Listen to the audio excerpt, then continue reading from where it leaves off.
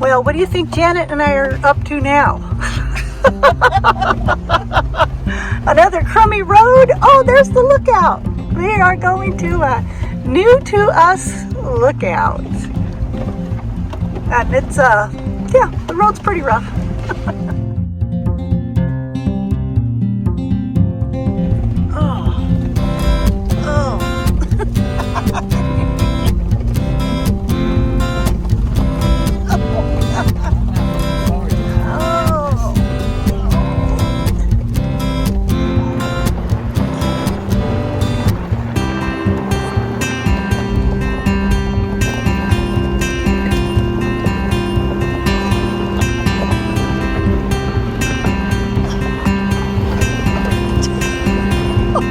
This is the roughest road.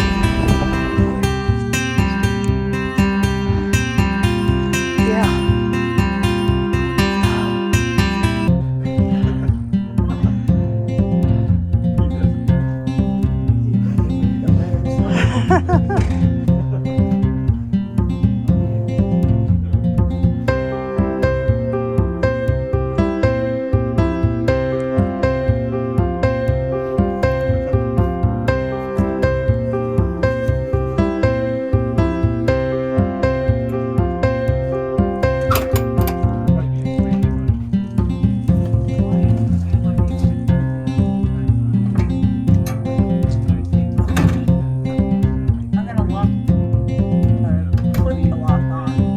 Okay. Yes. Sounds good.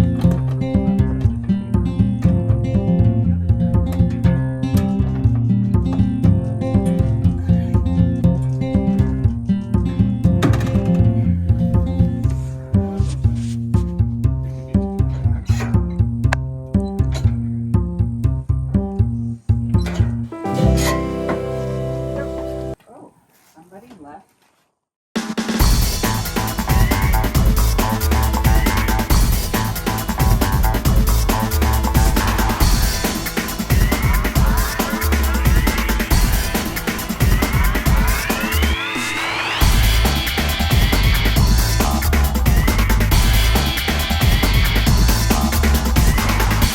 Oh, as you know by now, we're up at Granite Butte Lookout. Where are we? It almost took me a minute, didn't it? Wow, my chair's a lot lower than yours.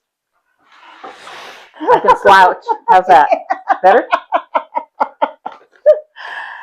Oh, let's see. This is going to be our second night up here tonight. And we go home tomorrow.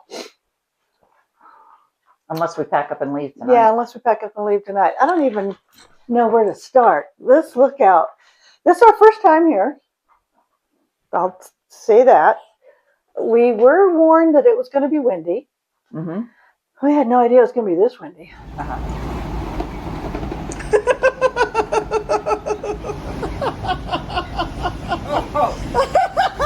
Did you get blown over? Yeah, that's bad. Constantly. It's a constant wind. All night long. You felt it. Yeah. It felt like somebody was tapping to get in the window. Uh-huh. Yep. It constantly changes all night. The wind, the noise. I used earplugs at midnight and could still hear it. Yeah, it's not like regular wind. It's just creaking, things hitting the windows, things hitting the side. You can't figure out what you're,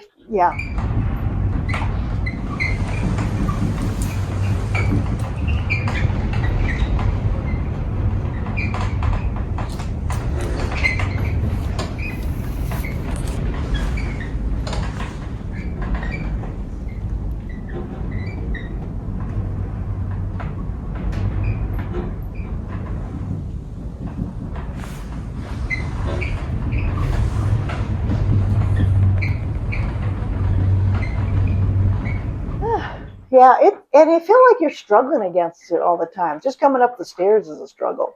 Yes, definitely. It just hits you.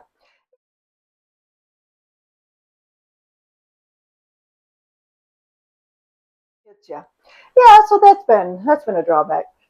The view's nice. Yes, we have lovely views into Helena.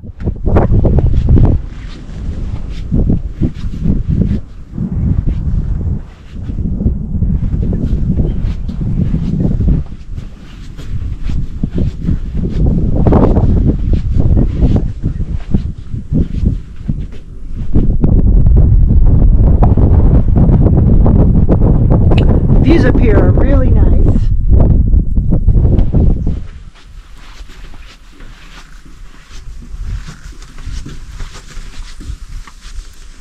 But you don't want to fall in that little thing right there.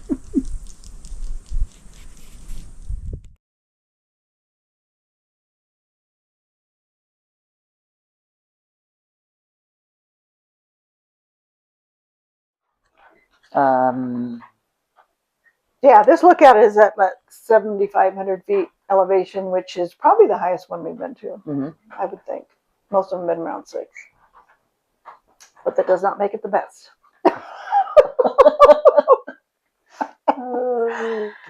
Not by a long shot. Oh, this one is on the Continental Divide National Scenic Trail, which is special. And I'll show you some of that and talk about that after a bit. But yeah, that part's been good.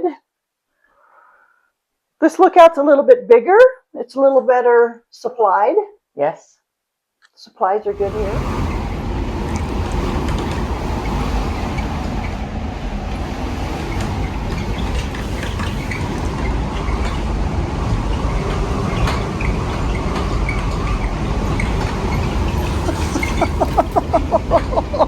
Outside and get it. I already did. Nope.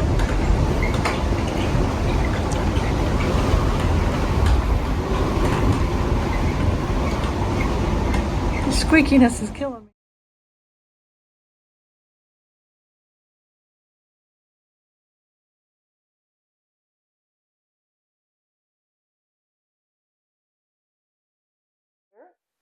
All the comforts of home. Does- You didn't have to bring. It does have a lot of stuff. No screens for the windows, but there's so much wind you don't really get many bugs in here.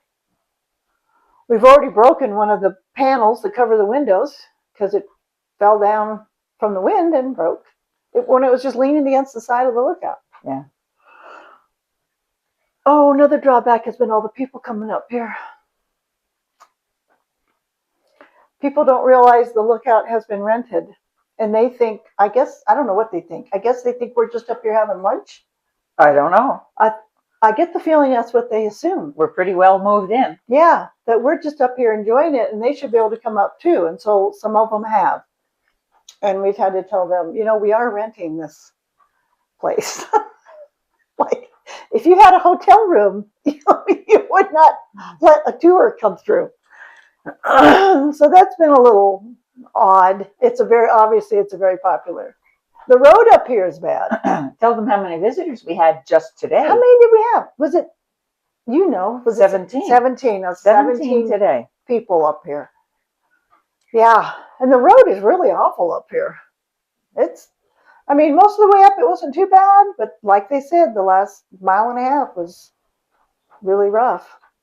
So, needless to say, we will not probably be coming to this one again. But like I said, it does have a lot of stuff. It has good cots, only one bed, but gosh, they have pots and pans and silverware and games and books and lots of wood. Wood. Yeah. Lighting. Some lighting. Binoculars. Things that you would think people would take. Yeah, there was a lot of stuff up here. But we pretty much came prepared with everything we needed. It hasn't been cold. It's just been windy.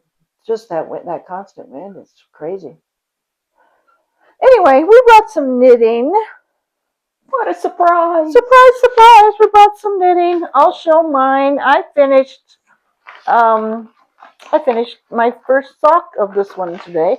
I didn't bring a sock blocker because I didn't think I was going to get that far. But I did. This is Candy Mountain Socks by on your foot. Twin Stitches Designs. I could. Now, she calls for an afterthought heel, which, as you can tell, I didn't feel like doing.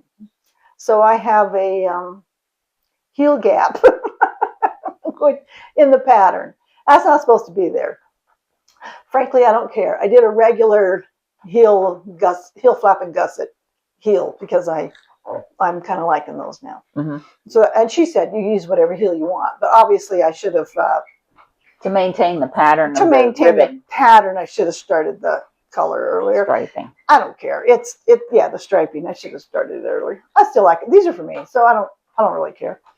I did make them longer in the leg than she called for, but her pattern's nice. It is a paid for pattern. I have been looking at my Ravelry library and picking out some patterns. But Kim actually said, "Why do you have patterns you haven't used?" Why do you have tools that you haven't used? Yeah.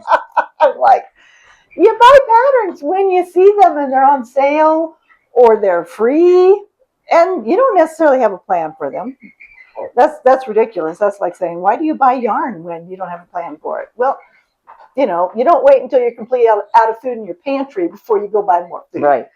Anyway, so I'm liking those, even though they look a little goofy. The other thing I started was, and I just found my pita bread, Janet. Oh, that's right. I brought up pita bread and I forgot to put it out. I was promised pita bread before we left. Yes. I said, I got pita bread, Janet. And there it is in my knitting bag. That's pretty funny. Oh, Lordy. Do you think we've break had it out? Enough food? Yeah, we've had enough food. So this is the, I have a picture of it. It's called the Scallop Teeny Pullover. And I found this in my Ravelry library, too. I'll let you hold that up. I'm going to look at it first. Picture of it. Isn't that pretty? What am I showing people here? Yeah, a little picture. This is by Kathy Hightower. And the yarn is Knit Picks Hawthorne Turquoise and White Marl. This was a gift from Sally of Sally's Backyard. Thank you very much, Sally. She sent 4 skeins of this just out of the blue. Wow.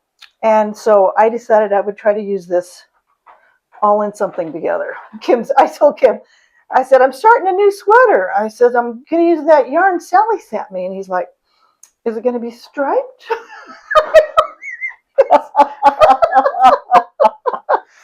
I said, no, it's actually all going to be the same color because she said 4 skeins. And he's like, sounds kind of normal. Oh, something different. Yeah, something different and normal. So it's a bottom up. And that's how far I've gotten. It's a pretty little kind of a lace something pattern. I don't know what you call it. Scallop pattern. That's how far I've gotten. That'll be pretty. I think so. I hope it fits. I can't remember what size I'm making. It doesn't really matter, does it? Whatever.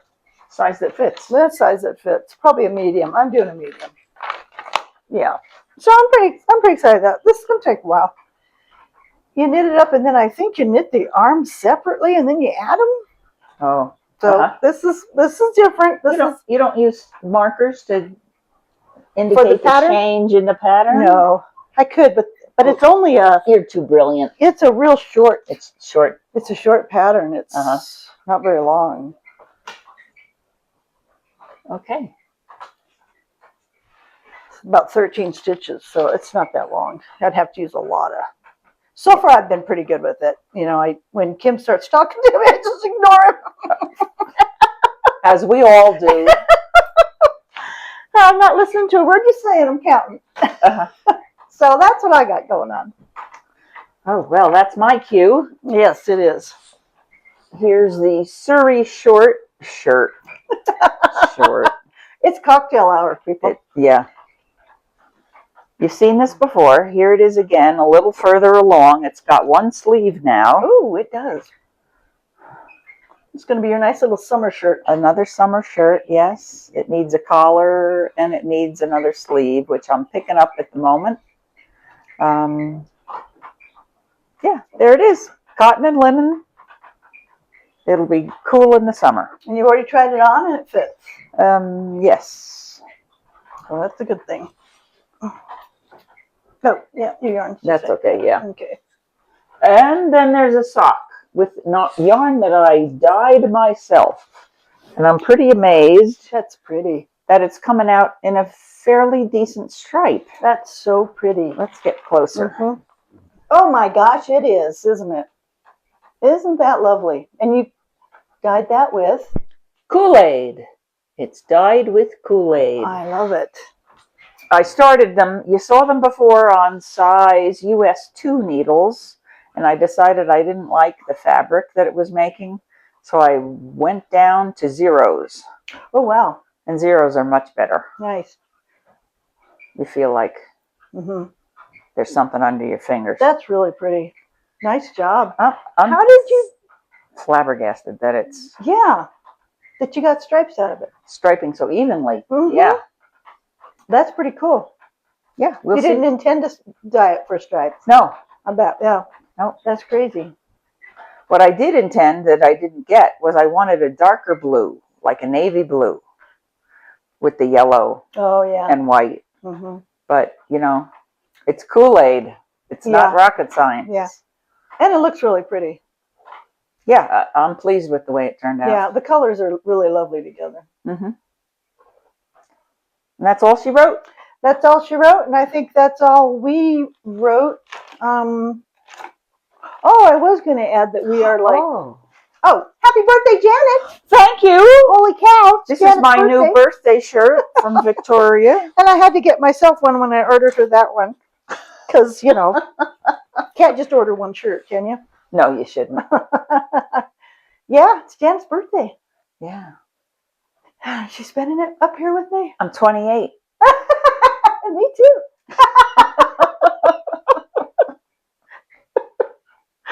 Oh, shoot.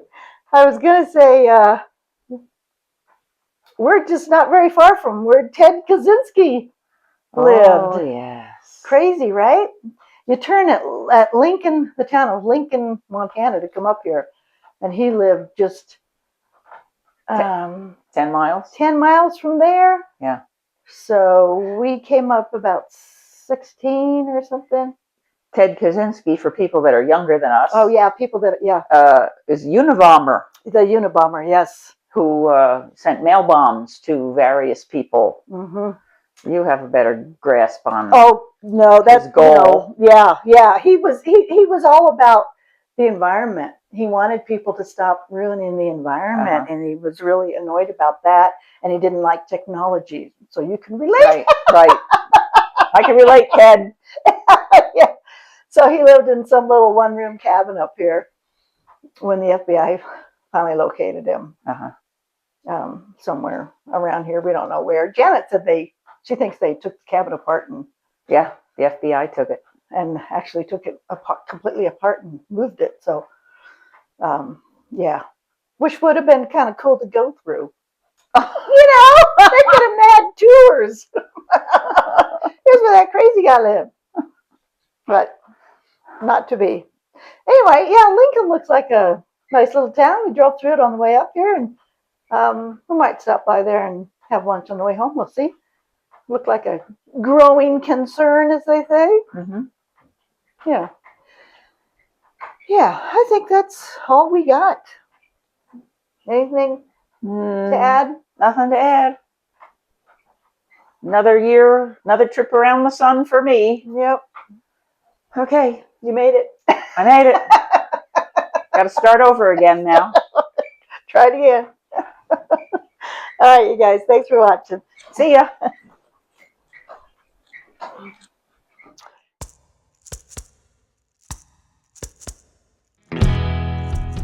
We did just a little bit of the Continental Divide Trail. I have a hamstring injury, so I was nursing that, so we didn't do too much of it. This is the only lookout directly on the Continental Divide Trail, which is pretty cool. And that trail stretches across the United States for 3,100 miles between Mexico and Canada, and it follows the Continental Divide. So when you're on that trail, they say you have one foot in the watershed of the Atlantic Ocean and the other in the watershed of the Pacific.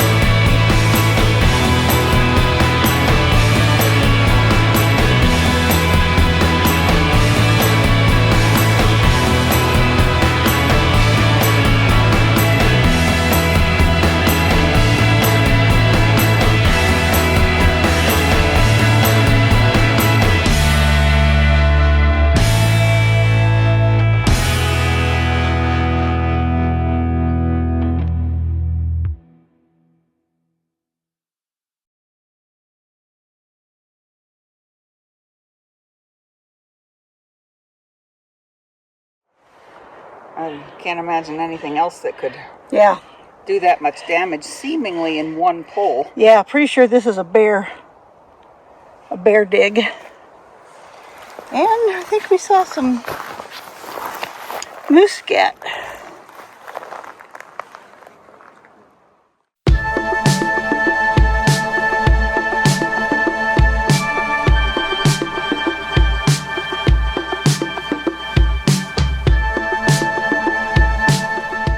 I was very happy and impressed with all the abundant wildflowers. It was beautiful around there.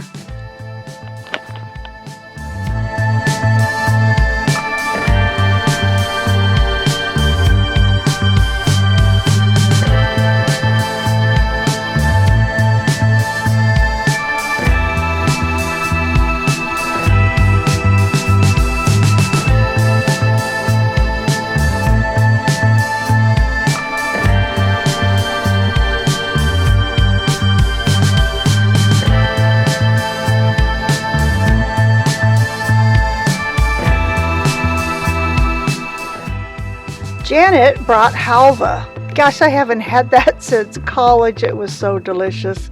We had our usual plenty of food and drink up there.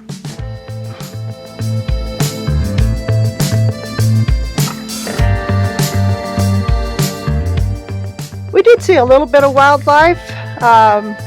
These two mule deer or black-tailed deer came fairly close to the lookout.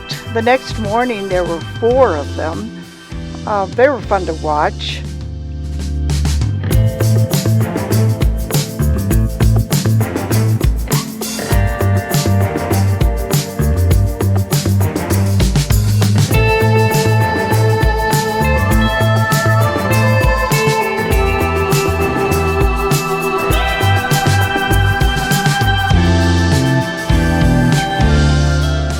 And then there was this red-tailed hawk. There were a couple of them flying around for a while.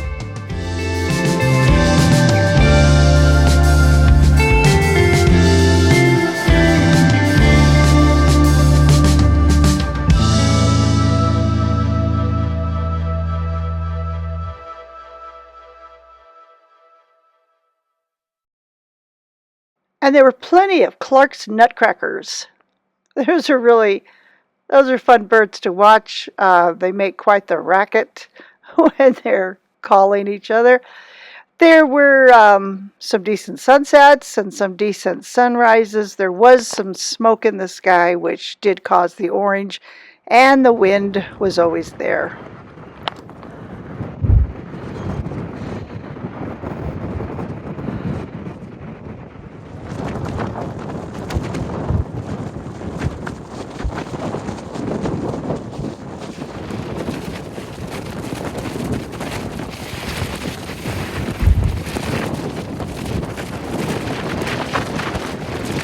Since the aurora didn't show up, I did get some pics of the Milky Way, which I was pretty happy with that.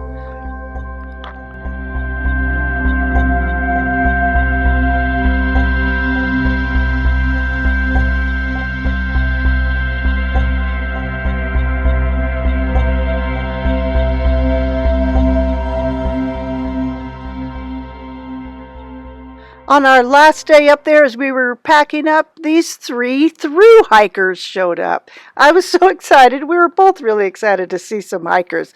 I'd been wanting to see some hikers the whole time we were up there because that was supposed to be a fairly common occurrence.